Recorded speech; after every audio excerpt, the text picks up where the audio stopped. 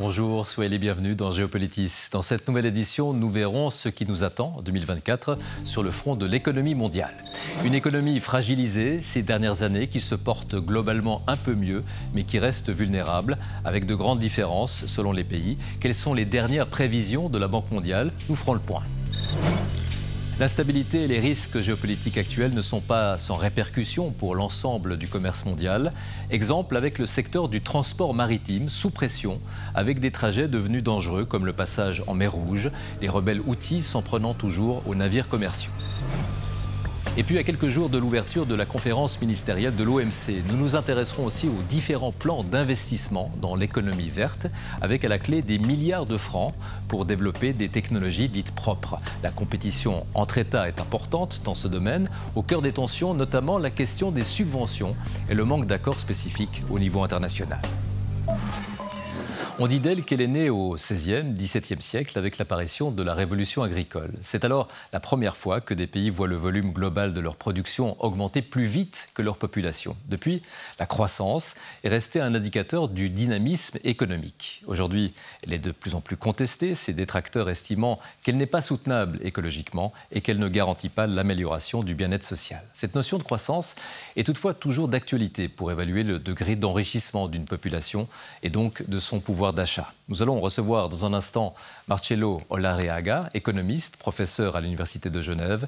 Mais voici d'abord quelques chiffres pour 2024 avec les dernières prévisions de la Banque mondiale. Elsa Anguinolfi.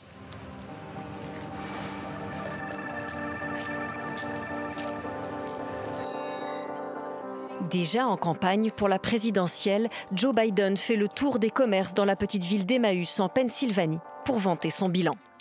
Hi Tyler, how are you? Good, how are you? Je vais vous dire, nous avons ouvert plus de petites entreprises en 3 ans qu'à n'importe quel moment de l'histoire américaine. Cela génère de la croissance.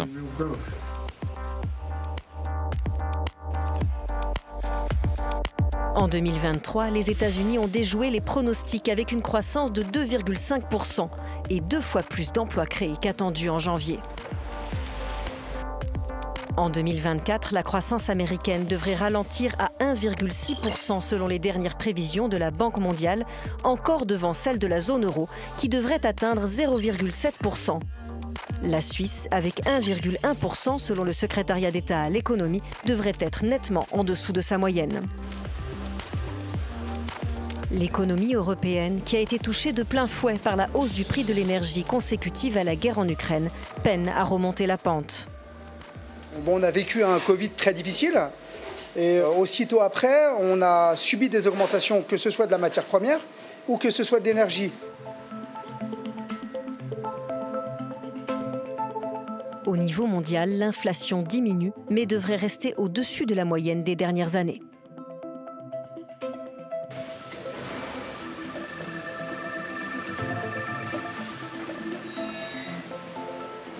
En 2024, la croissance économique mondiale devrait ralentir pour la 3e année consécutive. Les plus grosses économies de la planète, États-Unis, zone euro et surtout la Chine, seront bien en dessous de ce qu'elles avaient connu lors de la dernière décennie. L'économie chinoise est fragilisée par la crise du secteur immobilier.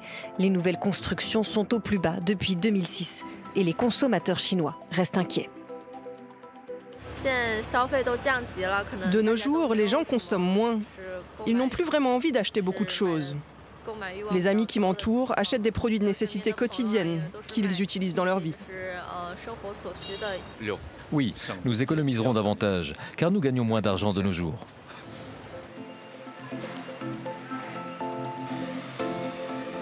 Le voisin indien devrait mieux s'en sortir, porté par le dynamisme de son économie et les investissements publics. Les 5 prochaines années seront des années de développement sans précédent et des moments privilégiés pour réaliser le rêve d'une Inde développée d'ici 2047. Mais pour de nombreux pays, la persistance de l'inflation et l'augmentation du coût de leurs dettes devraient continuer de peser sur leurs économies. Marcello Olareaga, bonjour. Bonjour. Vous êtes économiste, professeur à l'Université de Genève. Vous avez travaillé pour la Banque mondiale, mais aussi pour l'Organisation mondiale du commerce à Genève. Alors on a vu tous ces chiffres. Comment les interpréter? Qu'est-ce qu'on peut dire de la situation économique sur le plan mondial cette année?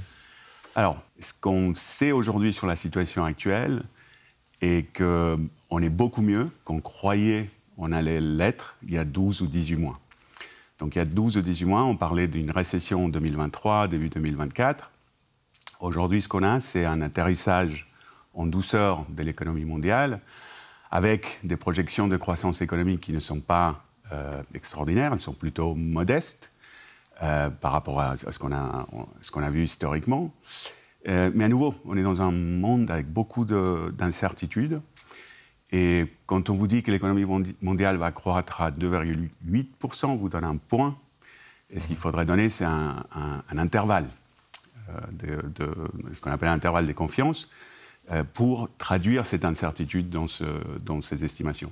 Et l'économie mondiale est sujette à beaucoup d'incertitudes aujourd'hui. Alors, beaucoup de fragilité. À quoi faut-il s'attendre ces prochaines années, donc sur un plus long terme, selon vous? Je crois, à court terme, tout d'abord, je crois qu'on a toutes les banques centrales dans le monde qui sont en train de relâcher les conditions monétaires. Elles étaient durcies ces dernières années pour lutter contre l'inflation. Il y a cette volonté de relâcher les conditions monétaires. Ça va accélérer un tout petit peu l'économie mondiale. Ça va enlever le poids de la dette dans certains pays qui sont très endettés. Comme en Afrique, notamment. Et donc, on a quand même à court terme des conditions qui sont plutôt, du point de vue économique, purement économique, plutôt favorables. On commence à avoir des croissances de productivité dues à l'intelligence artificielle aussi, qui était un problème. La productivité était un problème ces 10 dernières années. Donc il y a des mouvements positifs dans l'économie mondiale à très court terme. Et une inflation qui commence à se tasser? Avec une inflation qui commence à se tasser. C'est ça qui pousse. On a vu, l'inflation, elle est tombée de manière brutale. Les banques centrales, elles ont augmenté les taux d'intérêt de manière très importante en 2022-2023, très rapidement. C'est sans précédent, ce qui a été fait.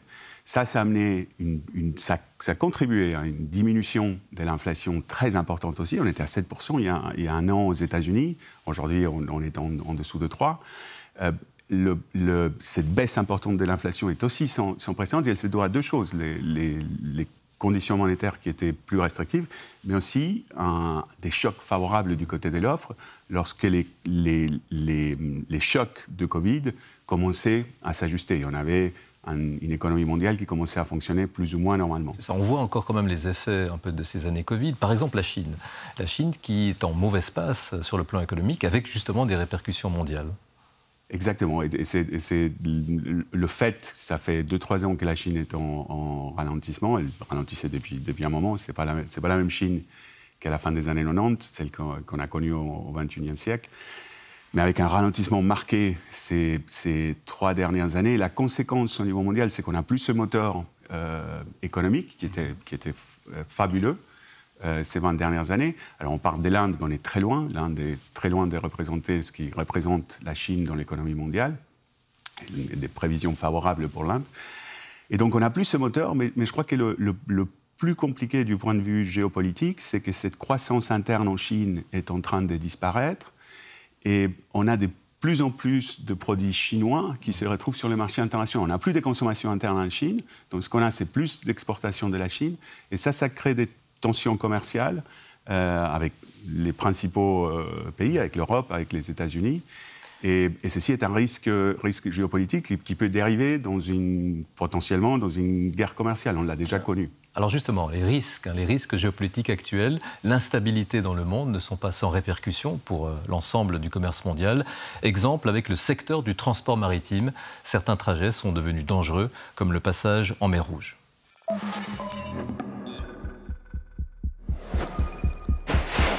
Un navire de la marine britannique déjouant une attaque des Houthis via la destruction d'un drone.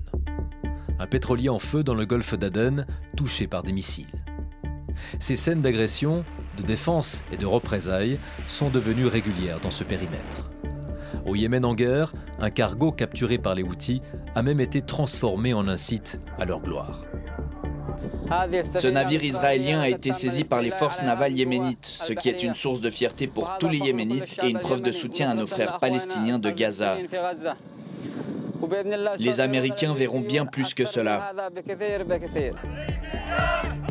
Depuis que les rebelles yéménites, soutenus par l'Iran, ont décidé en novembre dernier de s'en prendre au trafic maritime, c'est toute la zone au sud de la mer Rouge qui a été plongée dans l'instabilité. La présence de la coalition internationale menée par les États-Unis et le Royaume-Uni ne suffit pas à rassurer les secteurs du négoce des matières premières et du transport maritime. C'est un risque de passer par là, un risque qui est pris en considération par les assurances, par les armateurs, par les négociants, par l'équipage. On estime que 10 à 15% du commerce maritime mondial passe habituellement par le détroit de Bab al-Mandeb pour accéder au canal de Suez. Or, une diminution de 40% du volume commercial a été constatée ces 2 derniers mois sur cette route. L'insécurité a poussé les armateurs à contourner l'Afrique via le cap de Bonne-Espérance. Ce trajet nécessite une dizaine de jours supplémentaires. Il évite les taxes de passage très élevées du canal de Suez, mais il est plus coûteux en carburant. L'instabilité et les risques géopolitiques ne sont pas sans répercussions, d'autant que le transport maritime constitue l'épine dorsale des chaînes d'approvisionnement mondiales. À l'échelle de la planète, la flotte marchande compterait aujourd'hui près de 100 000 navires commerciaux sur les mers et les océans. Plus de 80% du commerce mondial de biens en volume se fait par voie maritime. Ce sont ces routes principales et secondaires qui sont largement empruntées et certaines d'entre elles sont déjà sous tension. En particulier, le transit via la mer Noire, restreint après l'agression russe en Ukraine. Le canal de Panama connaît lui aussi un fort ralentissement du trafic, mais cette fois-ci pour des raisons climatiques. Une importante sécheresse a fait baisser le niveau de l'eau. De telles perturbations sur des routes commerciales majeures affectent les chaînes d'approvisionnement. Elles peuvent entraîner une désorganisation du trafic, des délais de livraison, une augmentation des coûts et seraient susceptibles de faire gonfler l'inflation si elle se prolongeait. Marcello Alarraga, on voit vraiment l'importance là du trafic maritime avec des répercussions qui peut conduire à une poussée inflationniste. C'est possible. C'est moins probable que ce qui s'est passé pendant le Covid, parce que là, le choc était totalement inattendu, il était imprévisible. Le choc Covid faisait partie de ce que on appelle ces choses qu'on ne sait pas, qu'on ne sait pas. Donc personne, si vous regardez en 2019, prévoyait le choc Covid. Et les conséquences que ça a eu sur la logistique internationale, l'augmentation des prix, les ports qui étaient saturés, une demande qui n'arrivait pas à suivre, une offre qui n'arrivait pas à suivre la demande. Aujourd'hui, c'est beaucoup plus ponctuel. Ce n'est pas l'économie mondiale et la logistique mondiale qui est affectée par ce qui se passe en mer Rouge. C'est ce canal de Suez qui est affecté, avec des augmentations importantes des prix. Et ces augmentations importantes dans la logistique vont se traduire dans des augmentations des prix des biens qui sont transportés sur ce commerce, et une diminution de ces biens transportés. Donc l'Organisation mondiale du commerce est déjà en train d'annoncer une baisse du commerce mondial en 2024. C'est en partie à cause de ces coûts plus importants. Il y a des choses plus structurelles aussi. Donc, mais cette augmentation des prix peut sans doute amener une augmentation de l'inflation. On l'a déjà vu dans le Covid. Est-ce que ceci va durer? Est-ce qu'on va pouvoir rétablir une logistique commerciale avec des prix peut-être un tout petit peu plus élevés, mais sans créer une spirale prix-salaire qui augmente? Et c'est ça qu'il faut éviter. Les risques géopolitiques pèsent sur l'économie mondiale. On l'a vu en particulier depuis 2022, depuis l'agression russe en Ukraine. Alors dans les banques, par exemple, dans les instituts financiers, on engage des experts qui sont là justement pour essayer de faire des prévisions. Là, c'est capital, justement. C'est capital et c'est très nécessaire quand on fait les prévisions aujourd'hui du PIB pour 2024-2025, de savoir quelle est la probabilité que le conflit en Ukraine, entre l'Ukraine et la Russie, en mer Rouge, à Gaza, s'arrête, est important. Ça va faire partie de ces prévisions, parce que si le conflit en mer Rouge s'arrête demain, dans un mois, on a les mêmes routes qui existent, sans aucun problème. Donc pour pouvoir faire des prévisions d'augmentation du PIB, il faut connaître ces probabilités, il faut essayer de donner une estimation dès que ces différentes choses se passent. Et pour cela, on a besoin des experts en géopolitique quantitatifs qui vont pouvoir évaluer le risque de chacune de ces choses. Il faut ajouter à cette instabilité la crise climatique, environnementale, bien sûr, qui ont aussi des répercussions directes sur l'économie. Absolument. Donc les deux problèmes qu'on a aujourd'hui, à la fin 2023-2024, c'est la mer Rouge et c'est le canal de Panama. Et donc ça, les deux sont connectés. Et ils ont des conséquences sur tout le transport maritime dans le monde. Parce qu'on a une flotte maritime, des cargos maritimes. Et cette flotte, il faut la rallouer. S'il faut faire un 20 à 30% plus de temps sur Shanghai-Rotterdam, c'est-à-dire qu'il y a des bateaux qui ne sont plus disponibles pour faire Montevideo, Laos. Donc il y a une réallocation de toute cette infrastructure logistique maritime et qui est très difficile aussi à augmenter rapidement. Un nouveau cargo coûte des centaines de millions de dollars et ça prend des années à être mis en place. Donc il y a un retard dans la capacité à répondre du secteur. Alors face aux crises climatiques et environnementales, l'économie entre guillemets verte a pris de plus en plus d'importance, avec à la clé des milliards de francs pour développer des technologies dites propres. La compétition entre États est grande dans ce domaine. On va le voir avec Olivier Kohler.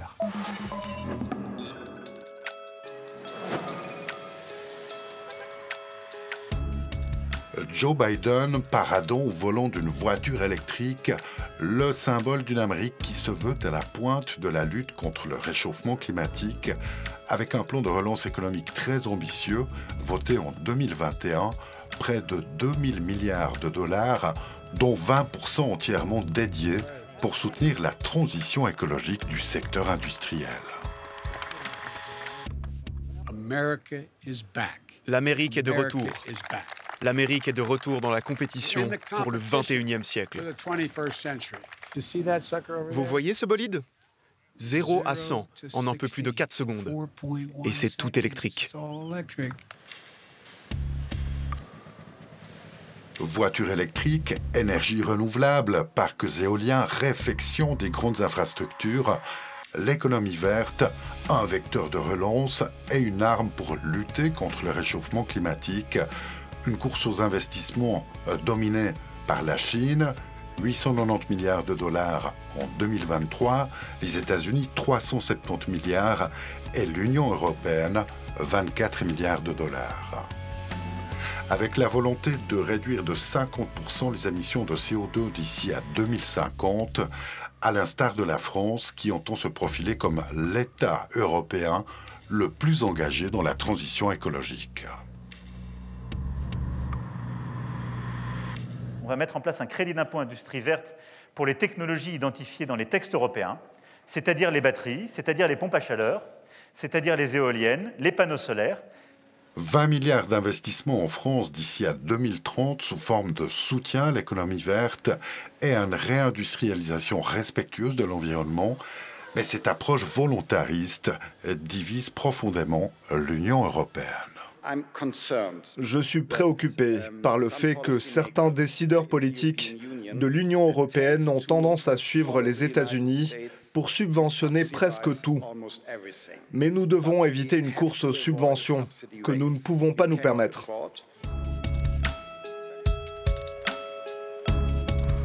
Une course aux subventions freinée par la récession économique, une transition écologique désormais à l'épreuve de la colère et au désespoir du monde agricole, hostile au fameux Green Deal européen et ses nouvelles contraintes en matière de respect de l'environnement.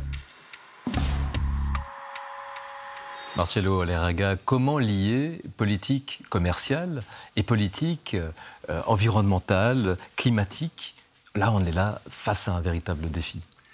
On est face à un véritable défi. Le lien s'est fait à travers la politique industrielle et la politique des subventions que les États sont en train de faire. Ces subventions sont nécessaires. Pourquoi? Parce que dans le domaine environnemental, on a une quantité de failles de marché. On a des externalités négatives, la pollution, mais aussi des externalités positives dans l'innovation qui est nécessaire pour répondre aux défis climatiques. Alors, les pays s'engagent dans ces subventions pour essayer d'encourager l'économie à se transformer vers une économie verte. Les premiers dans cette transformation étaient les Chinois, qui ont beaucoup subventionné la transformation écologique. On leur demandait aux Chinois, c'était aussi une source de pollution énorme, c'est toujours une source de pollution, des CO2, d'émissions de CO2 très grandes. Donc cette transformation énergétique était nécessaire aux Chinois.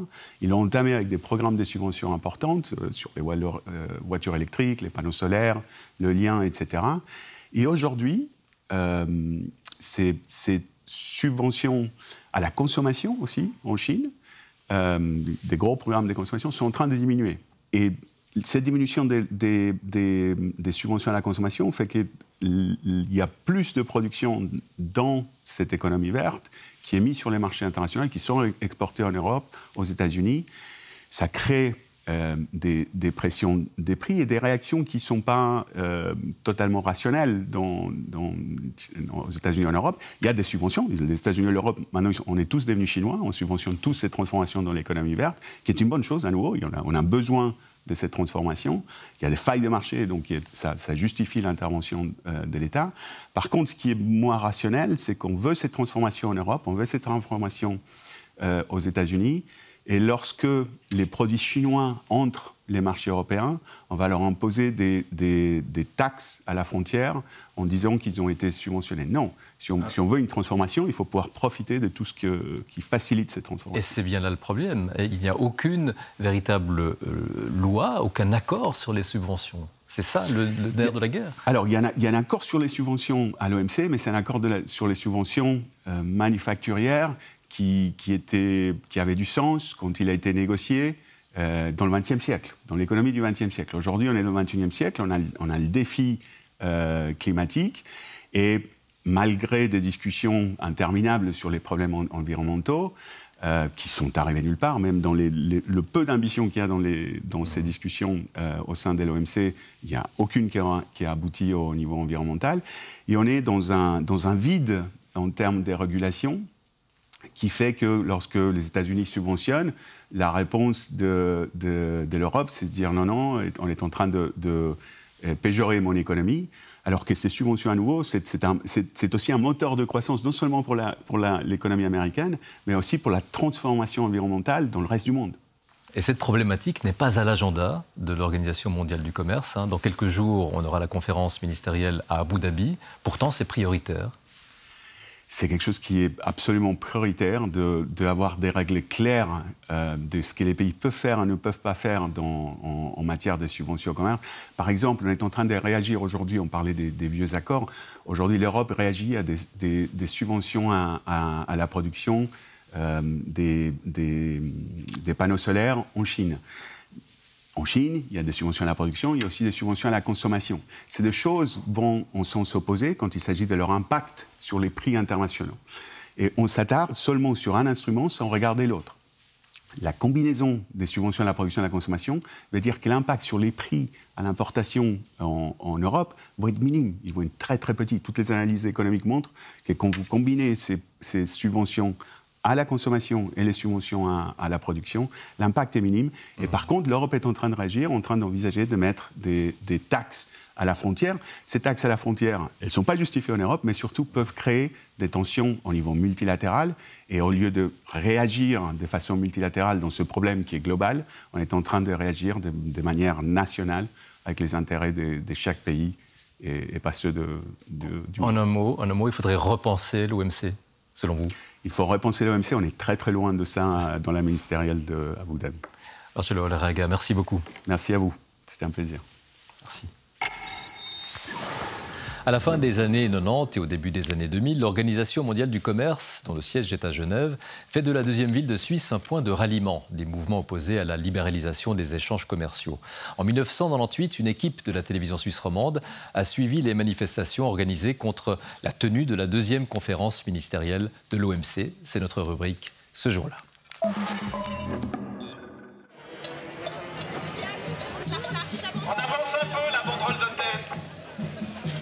En tête de cortège, des Suisses bien sûr, mais aussi un Espagnol, un Argentin, une Mexicaine et un Indien.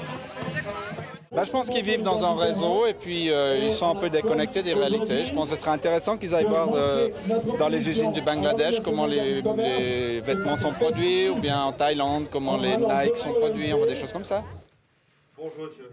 Sans question, de notre part, le patron de l'OMC laisse libre cours à sa spontanéité. Nous faisons une libéralisation graduelle et pas sauvage. Alors, si on pense que nous sommes les ennemis du développement, les ennemis de l'emploi, les ennemis du revenu des travailleurs et je ne sais pas quoi, cela voudrait dire que le monde est devenu fou, que tous les parlements sont devenus fous, que tous les gouvernements sont devenus fous. Il y a bien longtemps que Genève n'avait pas vu une mobilisation populaire aussi importante.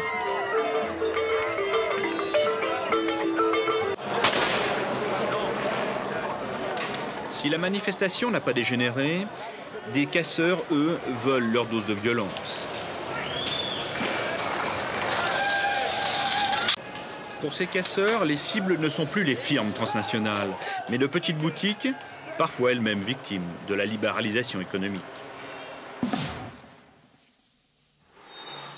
Et vous pouvez retrouver l'intégralité de ce reportage sur le site des archives de la RTS. Merci d'avoir été avec nous. Géopolitis est à retrouver en tout temps sur les différentes applications de la radio-télévision suisse et de TV5 Monde, comme sur notre chaîne YouTube. La semaine prochaine, nous mettrons le cap sur l'Allemagne, qui traverse une période difficile sur le plan économique, politique et social. À tout bientôt et portez-vous bien.